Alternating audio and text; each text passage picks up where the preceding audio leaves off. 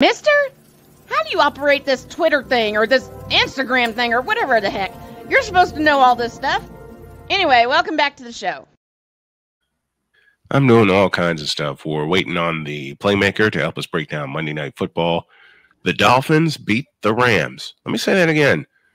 The Dolphins beat the Rams in a game I think I took a mulligan on. No, I had to check to see what the picks were again. I might have actually picked the Dolphins. I remember there was one that said 50.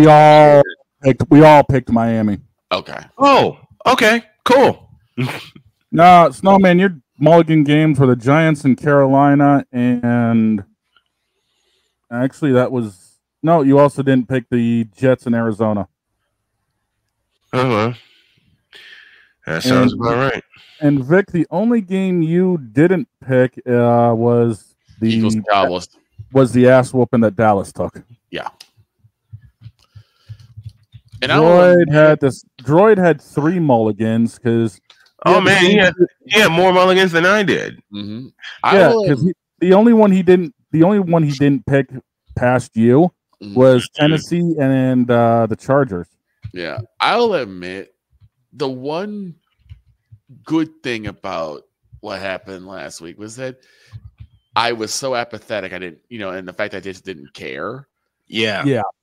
It kind of felt like the beating was still painful, but it wasn't as bad. I didn't take it as personally because it's like you already chucked the season away. Yeah, and it's because we had talked about it during the preseason about how the demise of the Cowboys is going to happen, and we also talked during the draft, Victor, you and I, that they didn't do the one thing or draft the one position they had the most need for, which of course is a running back. And also takes it like the thing is for me as a Cowboys fan, it is so hard to kind of separate myself from the Monarch Republic. So when people see me, they still see that same group. They still see that same group, and that's not fair. It isn't. That's just not fair. But I come to that conclusion. With all of us being fans of the teams that we are fans of, they put us in the moronic groups anyway. Lord knows they do that with you and the 49ers. With me and the 49ers. And that's why I sort of kind of unleashed some of the truckload of hate I did. I got more of it, but I'm saving it. Right. But Shane, I know you get a lot of it too. Yeah, the old New England knucklehead committee tends to rear its head from time to time. Right. And the bad thing is, and I'll say it again, the bad thing is they will not separate you or us, the authentic fans, from the bandwagoners. Right. And you know why they won't separate us from the bandwagoners? Because they all just see one prism. Yep. And they find out I'm a fan of the Golden State Warriors and the Chicago Bulls and the San Antonio Spurs. When those teams play and they lose, I get the most heat. Oh yeah. Especially I get the most heat, but I don't care. I talked to some people. I actually commented on a Chisel Donis thing, and I say, it seems like sometimes the Cowboy hate has gotten personal. I get it. I get our fan base is not the most likable. Right. We're not the easy to get along with, but it's like, man, like it seems like we just get grouped into the crazies and that's just it. And they're like, that's more so. And one guy said that's actually more so based on your owner. The thing is, we don't hate you guys personally. No. But we can't stand Jarrell. Right. And because so many of the Monarch Republic fans are out, and every time they win, they're like, we're going to Super Bowl. It's hard for people to siphon who's who. So they just said, we're just going to blanket hate on everybody of that particular group. Right. And it takes away. They don't have 2 shovels. They just end up buying one big ass one and just saying, screw it. Right. And they don't have the ability to take away from or to decipher. It's the word I'm looking for.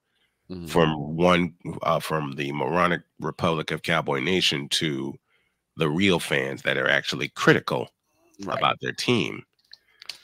Because I get accused all the time, as you guys know, about not being critical of my 49ers. I'm like, are you kidding? Like, have you not seen what I do? Have you not watched my show? Do you not know who I am critical of the most? Which has been Shanahan. I've been critical of Shanahan since the first day he arrived, and I identified. Look, a couple years ago when we were living in North Carolina, my wife, my beautiful wife, asked me a question.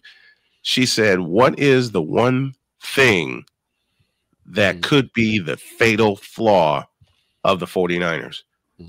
I said, that's easy. Red zone opportunities. Yeah. Yep. And she's not taking advantage of them. And not taking advantage of them. She says, how can you point that out so fast? Like, honey, let me put it this way. My wife is astute with football also.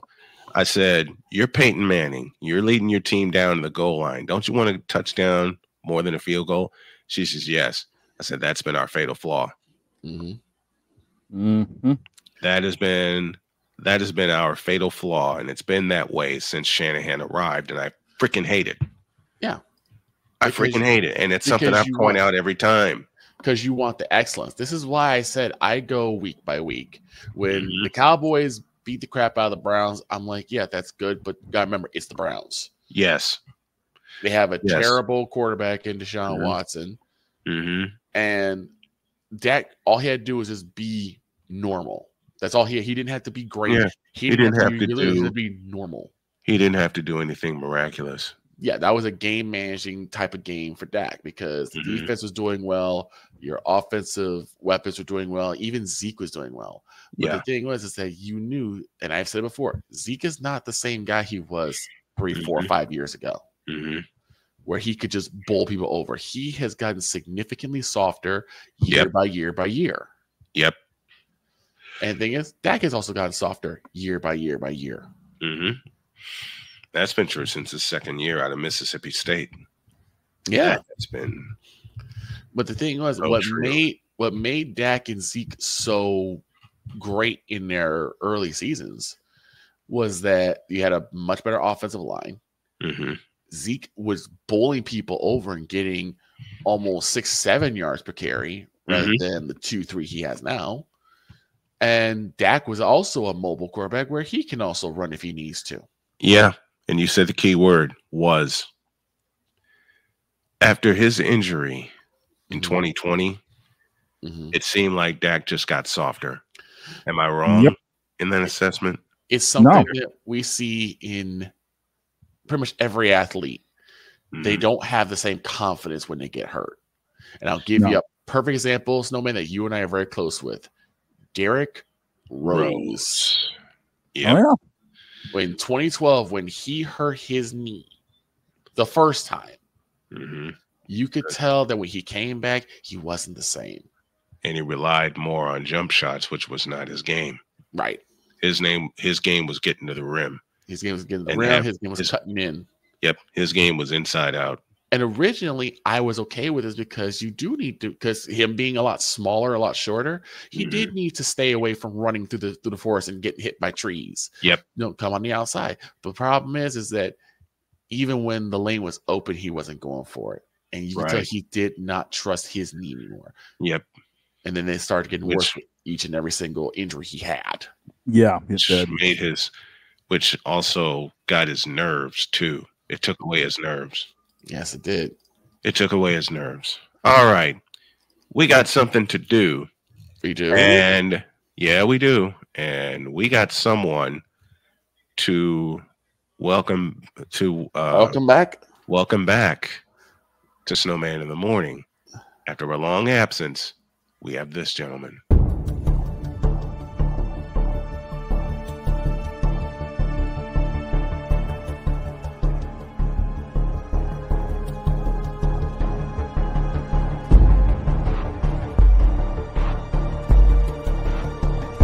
Now, forgive me not knowing the brother. You got your mic, but I don't know who the hell you are. It's like you're in the broadcasting witness protection program.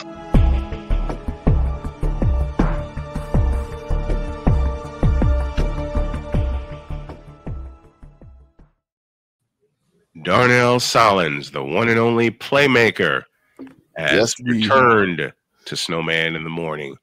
And when I got the message from him, I can hop on to talk about Monday Night Football. Hell yeah, we miss you. We miss you, Playmaker. We love you very much. Hope you're feeling better, and happy belated birthday to you, and all the good stuff that you deserve with the work that you're doing. We're proud of you, brother. Thank you. Happy to be back for today. The Jason Bourne of the content creation world. Yes. I was about to say, what's up, Agent Zero? Agent Playmaker, baby. It's good to have you. We missed you. I know you've been working a lot lately. You've always kept me abreast of your schedule, and I appreciate that. But we just missed you, man. Filling this slot in the first hour during the show. We just miss you. Well, it's no, man. You see what all I got going on, mm-hmm. and you see I don't stop. Don't stop. Don't. Never stop. You see everything that we got going on and all that I got going on with my play-by-play schedule, which is about to get even goofier than normal. All right, let's get to it. What happened at SoFi Stadium, man? Offense. That's what happened. Offense. This is, and I'll be saying this numerous times today because I'll be hopping on with Dustin Henry and Ryan McCarthy later on tonight, and pretty most likely gonna be talking about this as well. I'm saying on Ramsey Talk Thursday. The only thing, because I know a lot of people want to put on Sean McVay, the only thing we can probably put on Sean McVay is the fact that he switched the offensive line up for the game. Because we got Jonah Jackson back, we got Steve Avila back. So you wanted to assert them guys in because that was supposed to be our starter to begin the season, but they got hurt during training camp. Right. You insert them guys in. Offensive line did not look good. On top of that, outside of that, I don't put nothing on Sean McVay. I put this on the players. Y'all on the offensive side, led by Matthew Stafford, y'all did not make the plays that were there to be made last night. The defense gave you opportunities with good field position. Yeah. And you came away with only 3 points. 3 points. Yep. Yeah. Field goals instead of, and you talk about, Playmaker, you talk about this a lot, and I'm so glad you do. Field goals instead of touchdowns will hurt you. You have always said that as long as we've been boys and as long as we've been on programs with each other together. Field goals will hurt you in the end. In fact, I think you said it in a succinct way that I heard a radio host out of Detroit say it. Field goals will get you beat. And that's what happened last night to the Rams. So, and here's the thing. The offense shot themselves in the foot so much. As we come out of the second half, we get in the field goal range. We finna kick a 52-yard. Josh Carty makes the field goal. Right. Guess what? False start. You back him up 5, and he misses the 57-yard. From 57. So we go from 10-9 to 17-6 because the Dolphins turned that possession into a touchdown. Right. That's a 10-point swing. Yeah, it is. It is. And then we trade field goals back and forth. Not the way that a game like that, one that the Rams needed. And I'll tell you right now, because I know if Victor was to give you the Miami Dolphins stats, Victor would lose his mind looking at them stats for the Miami Dolphins. Well, I'm looking at them right now.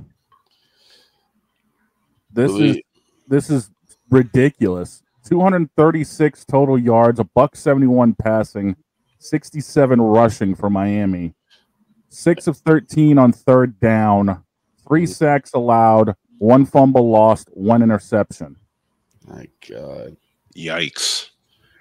And they won the game. That makes me cringe to have a team put up those kind of stats and still win. And we're talking about the Miami Dolphins who have nothing but speed on offense. Yep. Absolutely right. Chris Schuler, he's done a phenomenal job with this young defense. This young defense is so optimistic. It is remarkable how young they are and how they can turn people over. Yes. Yes. We got to see them in week 15 down in Florida in a game that just might get flexed if the Niners raise their playoff position. We'll get to them in a moment. We're sticking with the Rams, talking everything Monday Night Football. The Rams lost to the Miami Dolphins.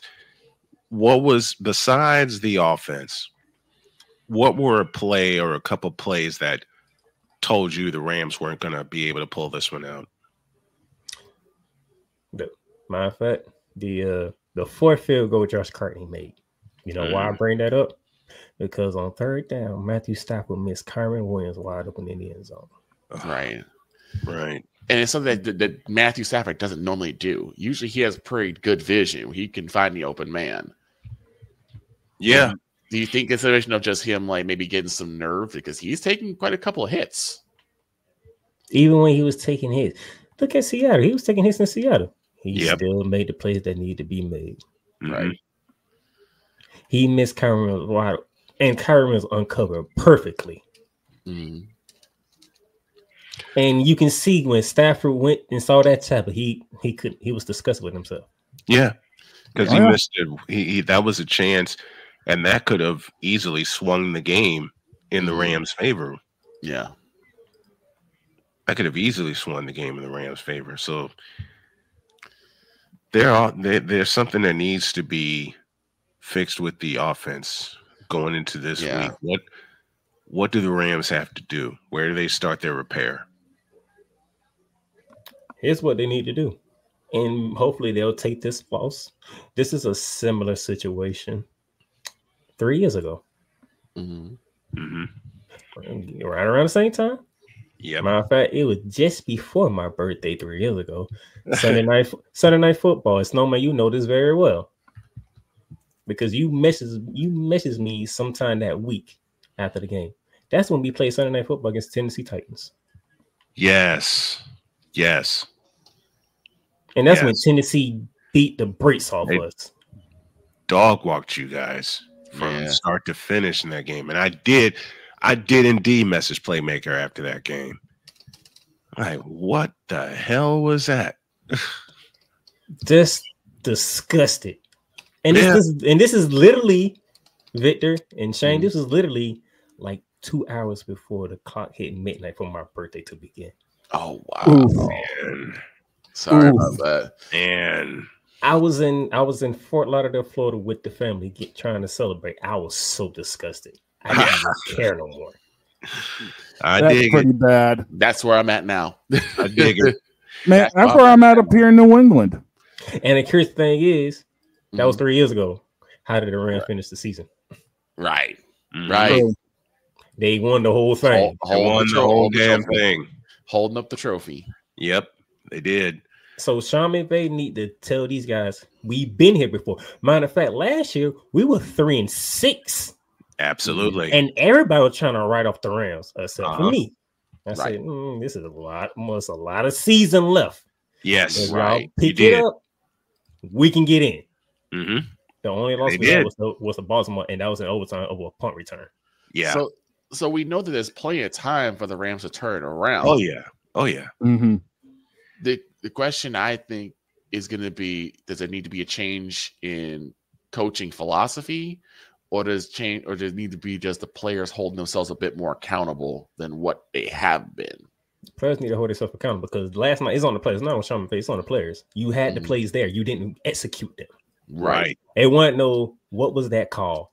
What is you calling that for? No, the plays were there. The players did not execute. Right. It wasn't a Pennywise decision. It was a player's issue. It wasn't a Pennywise issue. It was a player's issue. Right. So now you get yourself off the mat. You take your butt to Gillette Stadium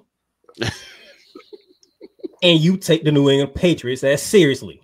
You have to. You have to. Yes. I really get aggravated when I see really talented football teams play down to another team rather than playing at their level. They know their game. They know how good they are, but they want to play down to another team's level, and that's how they get caught up. I saw that Sunday. This is the last little room for error we have. It's this Sunday. Yeah. We got the Eagles on Sunday night. You got to go to New Orleans, and what a big win they had against the Falcons. Yes. Okay. You got Buffalo coming to LA. Remember last time Buffalo came to LA? Ring night. We know how that went. That was a microcosm of our season right there. Thursday, the following Thursday, you go to Santa Clara. Yep. And the funny thing is, you are up 1-0 on the 49ers for once. Yeah. Same thing, but still holding true. The Niners are getting healthy. We are getting healthy. So guess what? When Thursday night comes, there's no excuses. Right. None whatsoever. Both teams should be healthy. Then for whatever reason, you get to go to MetLife Stadium for the Jets. Right. That's a game to heal. Yeah, pretty much. And then if you do what you're supposed to do in those 5 games, you got the Cardinals and the Seahawks to finish the season. Both games are in SoFi. In SoFi. It's kind of like on a Saturday night when the Rams came to Santa Clara and the Niners had a chance to essentially clinch a tie for the division. I didn't see the game because I was on assignment in Durham, North Carolina. And Playmaker messaged me and said, there's a big game tonight. What? And then I had to think about it. And then I was watching it on my phone instead of watching the basketball action in front of me, doing play-by-play for it. And I nearly messed up when we came back from a break, and I nearly started broadcasting the 49ers-Rams game. So I watched what I could from there, came home to find a disgusted Playmaker. And I'm going, what the hell happened? What did I miss? I saw it. I saw the highlights on the way home from Durham. And I said, I messaged Playmaker and I said, I understand. Rams at Santa Clara at night usually doesn't bode well. Right. For one reason or another. There was even when the 49ers weren't good, when we go to Santa Clara on a night game, we find ourselves in a dogfight. True. It's true, man. That 2020 season, the COVID season, the Rams were far more superior than us, even though we were beat to hell. But the Rams came in, on a hot streak. And I just remember, why do I get this goofy feeling about the Rams and the 49ers? Sure enough, 24 points holds up. And here's the crazy thing. The last play of the game, the last real play of the game, 4th and 2, were the Niners going to punt and give the Rams the ball back, or were they going to gamble for it? So San Francisco takes a timeout. I come back from said timeout. My wife had a huge smile on her face, and she said, "You don't need to see anymore." She turned off the television and walked me into the bedroom. I said, "What?" I said, "What the hell happened?" She says, "First down, 49ers, game over. Rams have no timeouts." Ooh. I looked at before I went on air, I looked at the highlights the next day, and sure enough, they needed 2 on 4th and 2. They got 7 and closed the game out. I couldn't believe it. So I will be excited to see a healthy Rams team in Santa Clara. This back end of the season for both teams, both the Rams and the 49ers, is going to be very crucial. And yes, the Rams are up 1-0 on San Francisco, but they still trail Frisco in the standings, and both teams are getting healthy. All right? That's what happens when you lose the games that you're not supposed to lose. Exactly. And last night was one of them. Last night, Chicago. Yep. Green Bay. I don't know how y'all lost to the Bears. Oh, Lord. I can tell you how we lost to the Bears. How'd you lose to the Bears? Red zone. Yep. Yep. Something I talk about a lot on that 49ers show. That's the Playmaker, Darnell Solins. Tell everybody where they can see you and hear you this week. Tomorrow, bearing down the gridiron, 3:00 Eastern Standard Time, talking college football. And trust me, the way that this season is going, yes, I'm enjoying covering this season. with everything Same that's here. especially in the Southeastern Conference. Same here. Hey, I have a promo to send to you for my feature game. I'll make sure I get that to you today. Yeah, and then Thursday, Ramley Talk. Yep. Going over what took place here, and then got to preview the New England game. And don't forget, all things basketball being talked about on Shooting Lights Out. Shooting Lights Out is an award. Folks, if you haven't had a chance to check out the Shooting Lights Out podcast, it's an award winner.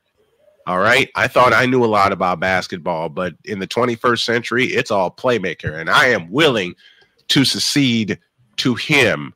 And when I start my basketball show after Thanksgiving, Playmaker, I'd love to have you on quite a few times to analyze some games that I'm covering.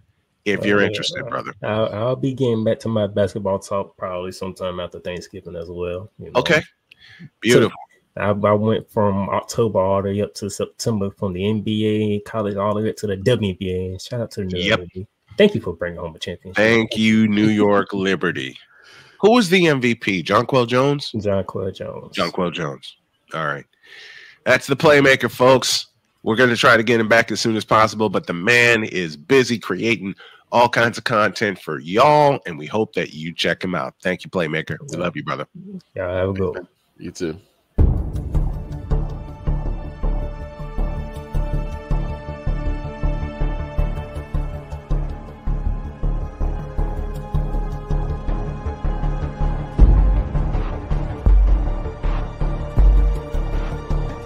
Now, forgive me not knowing the brother. You got your mic, but I don't know who the hell you are. It's like you're in the broadcasting witness protection program.